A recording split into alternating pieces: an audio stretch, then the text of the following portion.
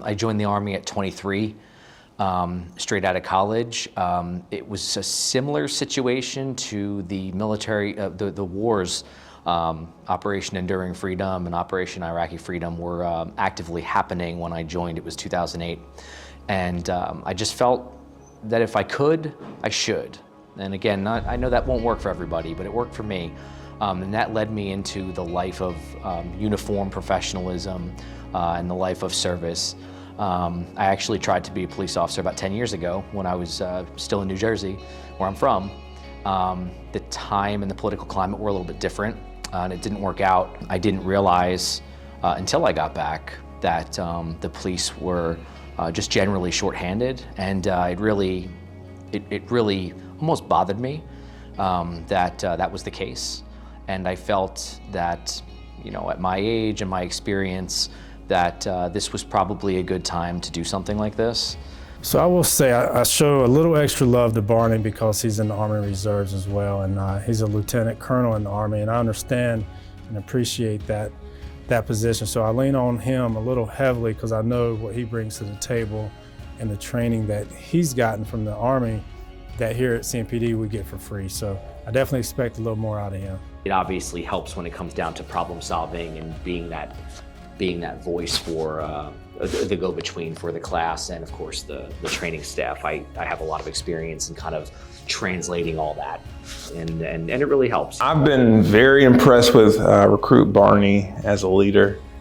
His name came up very quickly. I believe we had a PT session and he spoke about the officer down during the PT session, and that was early on in the academy, and it was very obvious that he was a leader just from that short speech he made about that fallen officer. I've always felt very comfortable with people looking at me. We joke about it in the Army.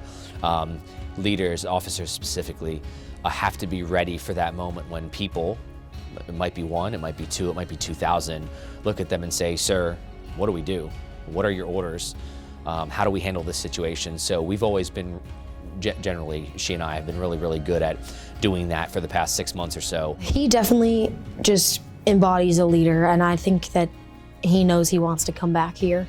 I could see him following right in Officer Gady's footsteps and be great at it because he's a great leader for the class.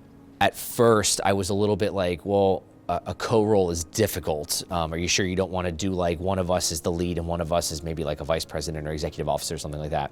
They were adamant to keep us together, and I'm so happy that they did, because it gave us the chance to, especially with the class that large, we were always in different areas, especially when you get to that practical portion. So we were able to communicate and just say, hey, did you say this? What about this? I got this. And then redistribute the information. So we made that happen. If we didn't get along well, that would have never worked. So I'm very, very proud to say that. He's a lot of experience with like leading big groups of people and actually doing it well, but still having personal relationships with everybody individually. So that's pretty cool. I feel good, I feel ready, I feel prepared to enter that next stage. And I like to turn whatever level of nerves or moderate level of stress that I would be feeling into something more positive, that this is the next part of the journey, and it honestly excites me. I've been able to carry that my entire adult life. When people say, what's your why? I say, why not? Why not? Because I'm here, I can do it, why not? That's why I do it, and that's why I love being in the military, and that's why I love that my wife is a nurse, and that's why I'm gonna love this.